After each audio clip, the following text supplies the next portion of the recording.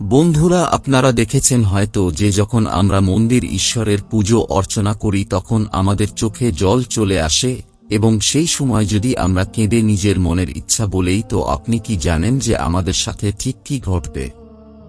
হ্যাঁ বন্ধুরা, আপনি শুনলে অবাক হবেন যে পুজো করার সময় চোখে জল আসা তা কোনো সাধারণ ব্যাপার নয়। কারণ এমনটা সবার সাথে হয় না। তাই বাস্তবের কারণ জানলে আপনারা চমকে উঠবেন। বন্ধুরা, প্রত্যেক মানুষের সাথে জন্ম থেকে কোনো দেবদেবীর আশীর্বাদ থাকে, কিন্তু আমরা তা জানি না। তাই আজকের ভিডিওতে বন্ধুরা আমরা জানব যে এমন কোন অজানা শক্তির কৃপা আপনার ওপর রয়েছে।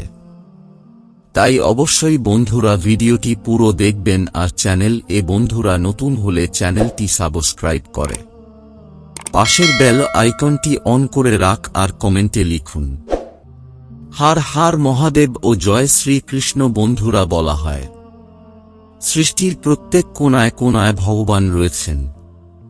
ভগবান ছাড়া বাস্তবে কিছুই নেই, কিন্তু আমরাই মায়াতে পড়ে মিথ্যা সংসারকেই সত্য মনে করি, যা একদিন নষ্ট হয়ে যাবে।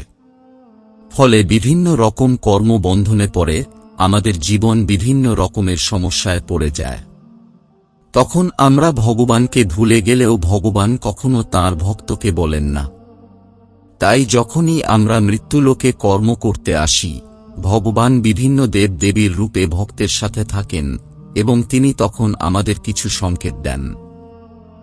বন্ধুরা, যেহেতু আমরা মৃত্যুলোকে এসেছি, তো আমাদের তো কর্মফল ভোগ করতে হবে। ভগবানকে স্বয়ং মৃত্যুলোকে কর্মফল ভোগ করতে হয়েছে। তাই যদি আমরা এ জন্মে ভোগ না করি, তো এর জন্য আমাদের আবার জন্ম নিতে হবে।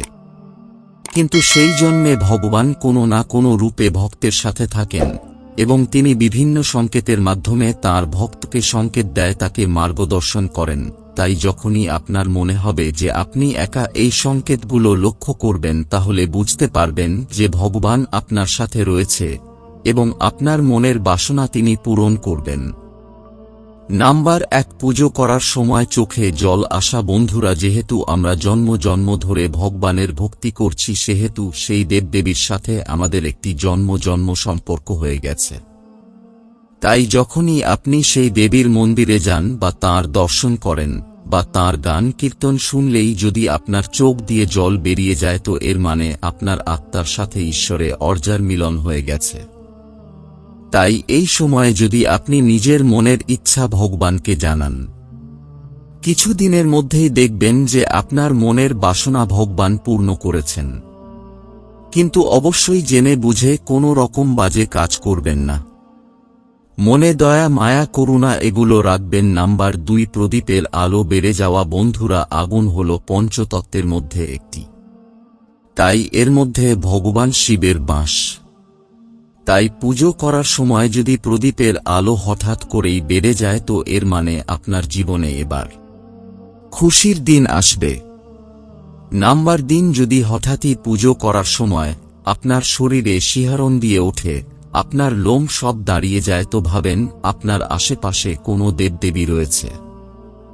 নাম্বার 4, যদি কোনো ঠাকুরের মূর্তি বা ফটো দেখার সময় আপনার এমন মনে হয় যে আপনাকে দেখে ভগবান হাসছেন বা আপনাকেই দেখছেন, তো এর মানে ভগবান আপনার উপর খুবই প্রসন্ন।